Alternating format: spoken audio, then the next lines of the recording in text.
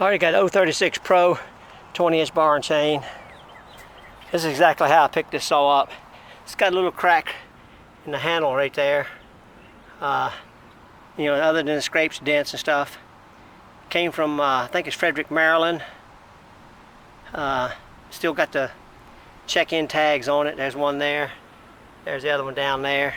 I'm gonna start it up. Bear with me here a second.